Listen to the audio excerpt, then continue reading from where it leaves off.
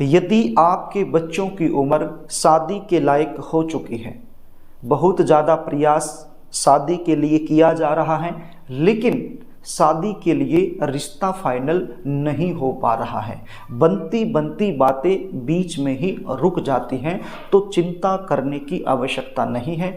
आज मैं आपको निर्जला एकादशी के दिन जल्दी शादी होने के लिए किए जाने वाला एक ऐसा सरल उपाय बताने वाला हूं जो अपने घर में ही रहकर करना है। बड़ा ही चमत्कारी उपाय है। यदि माता पिता अपने बच्चों के लिए ये उपाय करना चाहें तो कर सकते हैं, यदि बच्चे खुद अपने लिए ये उपाय करना चाहें तो भी कर सकते हैं। कई बार सिचुएशन क्या होती है, आपके बच्चे दिखने में सुंदर हो सकते हैं, अच्छी खासी उनकी जॉब हो सकती है, या फिर अपना खुद का उनका व्यापार बिजनेस हो सकता है। भगवान की कृपा से आपके पास सब कुछ है, लेकिन फिर भी शादी की बातें चलती हैं, चलते चलते बीच में ही एकदम से रुक जाती हैं। रिश्ते आ रहे हैं, बातें चल रही हैं, लेकिन फाइनल तक नहीं पहुंच पा रही हैं। देखने वाले आ रहे हैं, देख करके चले जा रहे हैं, लेकिन पॉजिटिव रिप्लाई सामने से आपको मिल नहीं पा रहा है। कुछ ऐसे रिश्ते आ रहे हैं जो आपके लेवल के नहीं हैं, तो आप अपनी तरफ से मना कर देते होंगे, और कुछ ऐसे रिश्ते जो आपके लेवल के हैं, आप वहां करना चाहते हैं, तो वो रिश्ता सामने से फाइनल नहीं हो पा रहा होगा। तो प्रिय दर्शकों, ऐसी सिचुएशन मुझे पता है हो सकती है, क्योंकि मैं दिन भर जन्म कुंडलियों का विश्लेषण करता हूं, तो मेरे सामने ये समस्या आती रहती है। मैं देखता हूं बच्चों की कुंडलियां, तो उनके यही प्रश्न होते हैं लगभग। तो आप लोगों के साथ भी यदि यही सिचुएशन बनी हुई है तो बिल्कुल भी चिंता करने की आवश्यकता नहीं है। इस वीडियो को पूरा देख लीजिए, कार्यक्रम को आगे लेकर के चलो। इससे पहले आपसे निवेदन करना चाहूँगा, यदि आप चैनल पर नए हैं और अभी तक आपने इस चैनल को सब्सक्राइब नहीं किया है तो मुझसे लगातार जुड़े रहने के लिए अभी इस चैनल को सब्सक्राइब जरूर कर लीजिए। बेल आइकन को भी प्रेस करके रखिए ताकि हमारी आने वाली नई वीडियो का नोटिफिकेशन तुरंत आपको मिल जाए और वो वीडियो आप आसानी से देख पाएँ। प्रिय दर्शकों, आज जो उपाय मैं आपको बताने वाला हूँ, ये उपाय मैंने 2023 में जो निर्जला एकादशी थी उस समय भी मैंने बताया था। बहुत सारे लोगों ने इस उपाय को किया, तो मैंने सर्वे किया तो इसमें लगभग 50% लोगों को फायदा हुआ, 100% लोगों को नहीं हुआ। आपको क्लियर बता देता हूं, लेकिन 50% लोगों का काम बना है, जिन्होंने बहुत अच्छे तरीके से समझ कर ये उपाय किया था। अब जो 50% लोग बच गए हैं जिनका काम नहीं हुआ, या फिर कुछ और लोग नए जुड़ रहे हैं, वो अपने बच्चों के लिए करना चाहते हैं, या बच्चे आप खुद हो करना चाहते हो, तो ये उपाय जरूर करना। निर्जला एकादशी साल 2024 में 18 जून मंगलवार के दिन आ रही है, तो ये उपाय आपने इसी दिन करना है।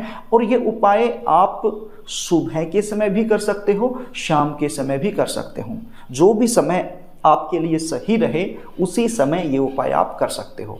करना क्या होगा, पहले तो आप ये जान लीजिए ये उपाय करने के लिए आपके पास क्या सामग्री होनी चाहिए।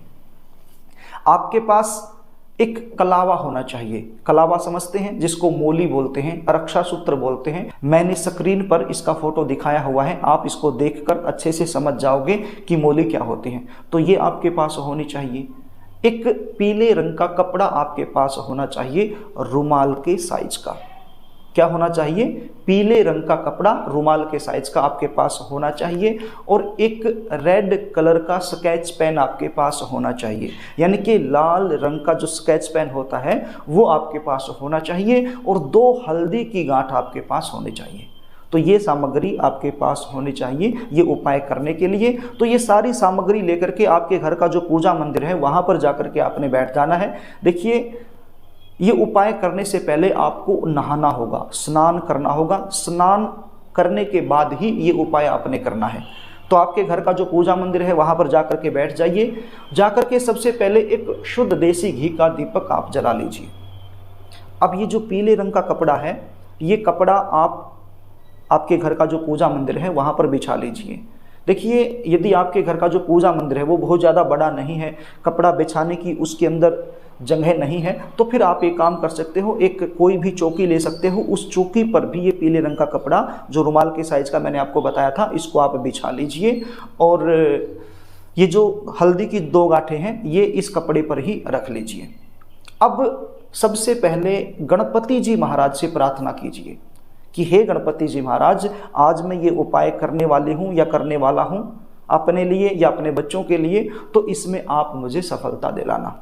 ऐसी प्रार्थना गणपति जी महाराज से करने के बाद आपने हल्दी की एक गांठ को उठाना है और हल्दी की एक गांठ पर रेड कलर का जो स्केच पेन मैंने आपको बताया था उसकी सहायता से नाम लिखना है। किसका नाम लिखना है? जिसके लिए ये उपाय किया जा रहा है। यदि आप माता पिता हैं, अपने बच्चों के लिए कर रही हैं तो अपने बच्चे का नाम लिख लेना है। लड़की के लिए कर रही हैं तो लड़की का, लड़के के लिए कर रही हैं तो लड़के का। और यदि आप खुद बच्चे कर रहे हैं अपने लिए तो अपना नाम लिख लीजिए और उस हल्दी की गांठ को उस पीले रंग के कपड़े पर ही रख दीजिए। उसके बाद दूसरी हल्दी की गांठ उठानी है। दूसरी हल्दी की गांठ पर क्या लिखना है? जीवन साथी, लाइफ पार्टनर। आपने हिंदी में ही लिखना है जीवन साथी।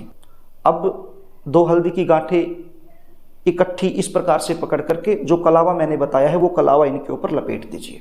दोनों हल्दी की गांठों को अच्छे से बांध दीजिए और ये जो लपेटा है ये आपने 7 बार लगा देना है। इतना आपको समझ में आ गया? अब ये लपेटा लगाने के बाद उसी पीले रंग के कपड़े में इसको आप रख दीजिए और एक मंत्र का जाप कीजिए। मंत्र क्या है आप स्क्रीन पर देख लीजिए। ओम नमो भगवते वासुदेवाय, ओम नमो भगवते वासुदेवाय।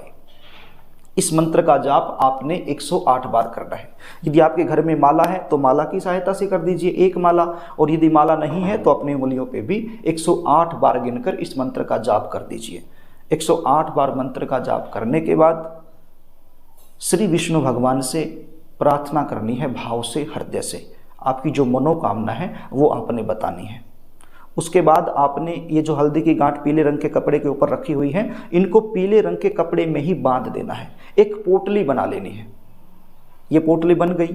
यहाँ तक आपको शायद समझ में आ गया होगा। यदि नहीं आया है तो यहीं से आप एक बार वीडियो को दोबारा से देख लीजिए ताकि आपको अच्छे से समझ में आ जाए। अब इस पोटली का क्या करना है इसको ध्यान से सुन लीजिए। आपके जो बच्चे हैं जिसके लिए आपने ये उपाय किया है, तो जब वो रात को सोते हैं तो आपने इस पोटली को तकिए के नीचे रख देना है। रात को सोते समय आपका बच्चा इस पोटली को तकिए के नीचे रख के सोए।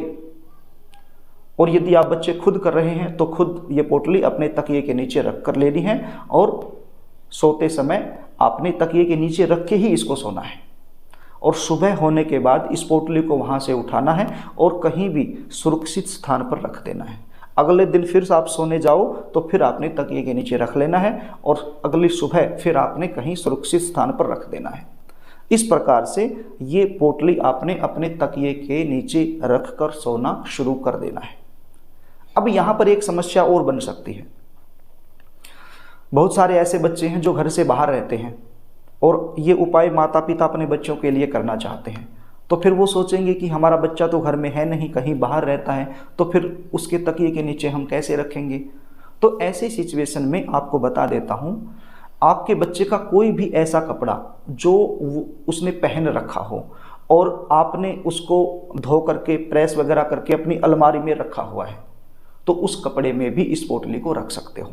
अब आपका बच्चा कहीं बाहर रहता है लेकिन कपड़े तो होंगे ना कोई आपके बच्चे के जो अलमारी में आपने रखे हुए, कहीं भी रखे हों, तो उस कपड़े के अंदर इस पोटली को आपने रख देना है अपनी मनोकामना बोलते हुए। और जब भी आपका बच्चा आपके घर में आए, 5 दिन में 10 दिन में भी, कभी तो छुट्टी उसको मिलती होगी, घर में आता ही होगा, 1 हफ्ते में 2 हफ्ते में 20 दिन में, तो जब भी घर में आए तो उसको ये पोटली दे देना, वो अपने साथ ले जाए और फिर अपने तकिए के नीचे रख के सोना शुरू कर दे। और यदि आपका बच्चा बहुत ज़्यादा दूर रहता है, 1 महीने में, 2 महीने में, 6 महीने में आता है, तो फिर आप कपड़े के अंदर ही इस पोटली को रहने दीजिए। तो ये जो क्रिया मैंने बताई, ये 41 दिन तक ये पोटली आपने ऐसे ही रखनी है।